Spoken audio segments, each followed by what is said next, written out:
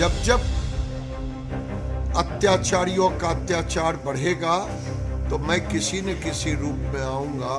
मुझे तो लगता है कि नरेंद्र मोदी आज उसी रूप में आए हैं, क्योंकि आज सुदर्शन चक्र का जमाना नहीं है।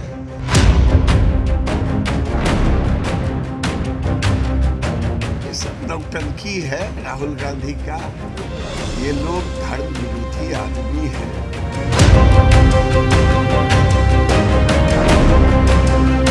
अनुपम खेर देश के ख्याति लब्ध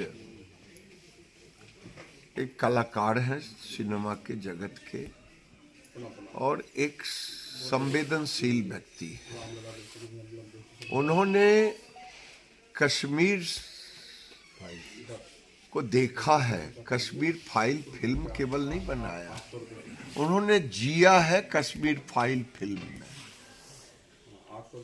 उन्होंने वो संवेदना उनके अंदर है, इसीलिए ये बोल रहे हैं।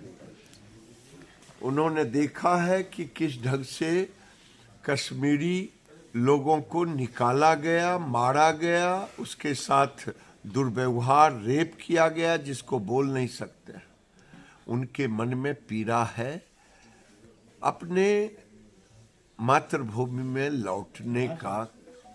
इसीलिए उन्होंने कहा कि अब मेरी उम्मीदें जग गई है कि अब राम जन्मभूमि, अगर मैं राम के प्राण की प्रतिष्ठा हुई है, अब हम भी अपने घर वापस आ सकते हैं।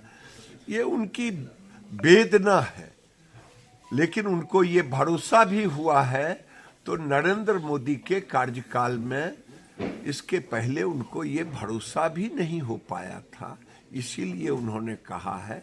और नरेंद्र मोदी का संकल्प है। आज वहाँ सामाजिक समरसता है।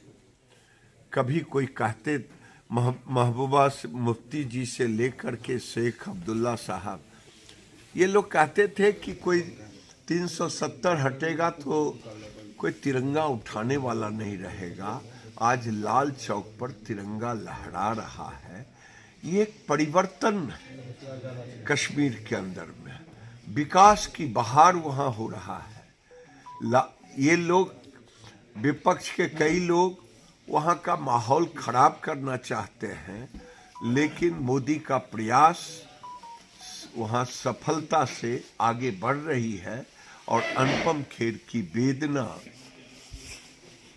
सही साबित होगा। उनके अंदर जो वेदना है मातृभूमि में लौटने का, कुछ लोग लौटे हैं, अनुपम खेर भी लौटेंगे। असम में उनको नहीं दिया। बुलावा हमको आया था, लेकिन हमको जाने से रोक दिया। ये सब नौटंकी है राहुल गांधी का। ये लोग धर्म विरोधी आदमी हैं, और खास करके तुष्टीकरण की राजनीति करते हैं। असम में जाकर के तुष्टीकरण की राजनीति कर रहे हैं और झूठ फूस के हिंदुओं को बदनाम कर रहे हैं। देखिए, नरेंद्र मोदी जी ने कल उनके दृश्य को देख करके, और गोविंदा जी महाराज जी ने, जो गोविंदा महाराज जी जो कोषाध्यक्ष थे, उन्होंने जो शब्द का प्रयोग किया वो एक अलग बात है। लेकिन मैं ये कहूँगा, कल नरेंद्र मोदी ने जो हजारों साल से, 500 साल से हमारे ऊपर एक कलंक के रूप में था कि हमारे प्रभु श्री राम टेंट में थे, मंदिर नहीं बन पाया था। एक बार तो सनातनियों ने ढांचे को गिराया, लेकिन कांग्रेस के कारण लटकाने भटकाने का काम हुआ। लेकिन ये श्रेय नरेंद्र मोदी को गया। कल 500 साल से ऊपर का कलंक कल नरेंद्र मोदी के नेतृत्व में प्रभु श्री राम के प्राण प्रतिष्ठा से वो पटाक्षेप हो गया। लेकिन कल नरेंद्र मोदी ने उस सारे मिथक को तोड़ डाला। जो जात पात तंत्र मंत्र वाद ब्राह्मणवाद इस सारे चीजों को तोड़ करके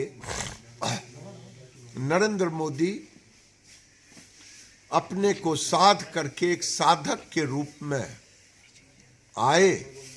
अब भारत को नरेंद्र मोदी के नेतृत्व में इस अमृत काल में एक तरह से सनातन के पुनर्जागरण का दृश्य दिख रहा है।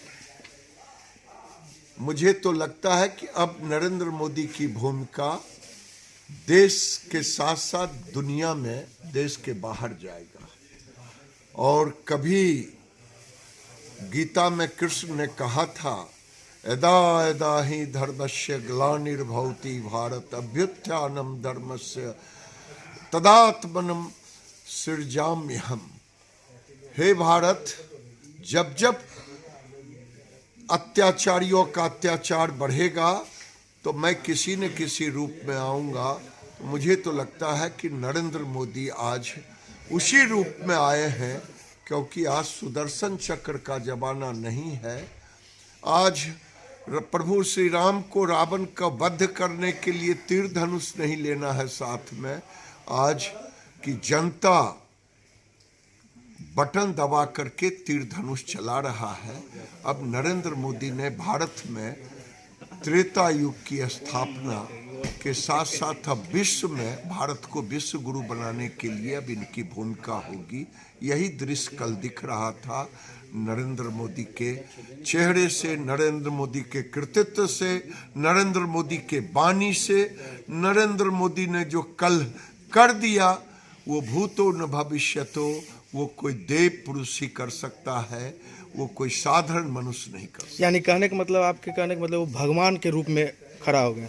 भगवान नहीं आप कहें, लेकिन एक ऐसा पुरुष जो साधारण पुरुष से नहीं हो सकता, एक ऐसा पुरुष जो समय समय पर महादेव की दया होती है, वैसे पुरुष अवतरित होते रहते हैं। ये एक अवतरित पुरुष के रूप में कल पूरे देश और दुनिया में नरेंद्र मोदी का चेहरा ही नहीं गया, बल्कि अब पूरे दुनिया में भारत विश्व गुरु बनेगा। इसे अब कोई नहीं रोक सकता। राहुल कहते हैं मंदिर में हमको प्रवेश करना नहीं। मथुरा काशी की चिंता आप छोड़ दें, प्रभु श्री राम अब बैठ गए हैं, उनकी लीला होगी तो मथुरा काशी में भी वो लीला दिखाएं।